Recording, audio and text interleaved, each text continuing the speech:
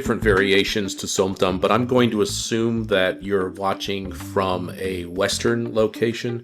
So I'm going to keep the recipe as simple as possible and as doable as possible.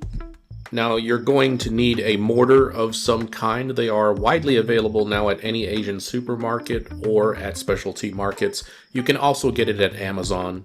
Because Som Tum is to taste, that is, some people like it saltier, some people like it spicier, some people like it sweet or even sour. Whatever your preference is what your preference is. So I'm only giving you approximations here. You're going to have to play with the different flavors to get to the kind of Som Tum that you want. But again, I'm going to give you a very rough guideline on how to make it. I prefer Som Tum on the more sweet and sour side myself. The variation of Som Tum that I'm going to do here is the most basic kind. The ingredients can be found in most grocery stores these days. That's 1 garlic clove, 1 lime, 1 small tomato cut into little chunks, 1 tablespoon fish sauce, 1 teaspoon sugar. Palm sugar is preferred, but regular sugar works just fine. Some people actually like to add more sugar, and some people like to use less sugar. Again, Som Tum is really up to your preference. A 1/4 cup of roasted peanuts, that's optional, but if you're going to do it the Bangkok style, they roast peanuts.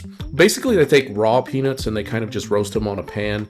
It has a slightly burnt, toasty flavor. That's the way that I'm going to do it here. 1 unripe green papaya, of course, peeled and julienned. Now, when it comes to the red chilies, you can do 0 red chilies if you just don't like the heat. But my recommendation is try to add a little spice to your life when it comes to Som Tum. You will be rewarded handsomely. It's just delicious.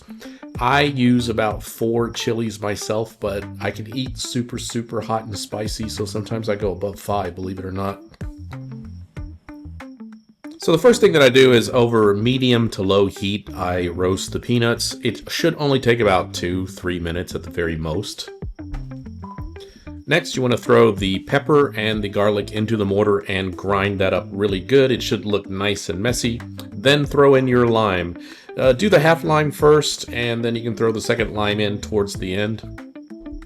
The smell should be wafting at this time, and it should be kind of like a slushy mess inside your mortar. You want that because the slushier it is, the better it is when you put the papaya in and you start pounding that to death. I'm cheating here because I'm actually using a palm sugar. That is a palm sugar and tamarind mix. Tamarind is optional and it's not easy to find in the United States, which is why I left it out of the recipe.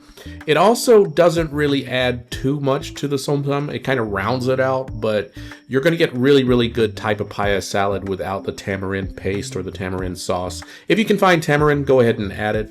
Here in Thailand, they already have it all mixed in with the palm sugar, so it's kind of a nice, easy cheat. You can pretty much buy it at any fresh market here. So at this point, you should have grounded the sugar, the lime sauce, or at least half of the lime. I always add the other half of the lime juice after I put the papaya in. But you should have all the ingredients inside the mortar already, except for the papaya, the tomatoes, and the peanuts.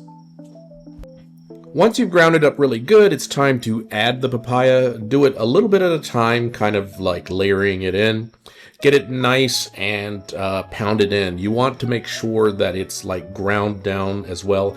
It's not going to become a mush or anything like that. The papaya fibers are actually quite tough, but you want to go ahead and like do it for at least a minute or 2 to get that nice flavor in there.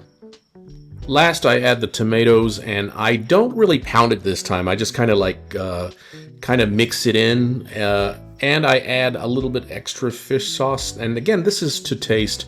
A lot of times I'll wait until the end to add the fish sauce, and I kind of add it a little bit at a time until I get the flavor that I want. Some people find fish sauce awfully pungent, so they're not going to do what I do, and they're just going to add the bare minimum if they have to. But trust me, the fish sauce adds a rounding flavor to it.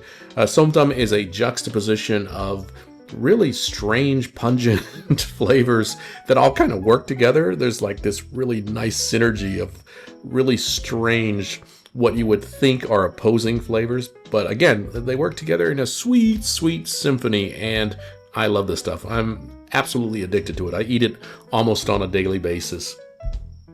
Last thing I do is I add the peanuts and I give it a little bit of a stir in the mortar, and that's it. Next thing I do is I serve it. You need to serve Som Tum right away. You should plan to eat Som Tum immediately after you make it. The lime sauce becomes acidic flavored. If you keep it in a refrigerator, it just never tastes better the second day. It's not like cold pizza and beer where, you know, sometimes you get like a really good cold pizza the next day. Nah, not with Som Tum. You gotta eat this thing right away. Gosh, I love this stuff. If you enjoyed this video, please like, comment, and subscribe. Thank you so much, everyone.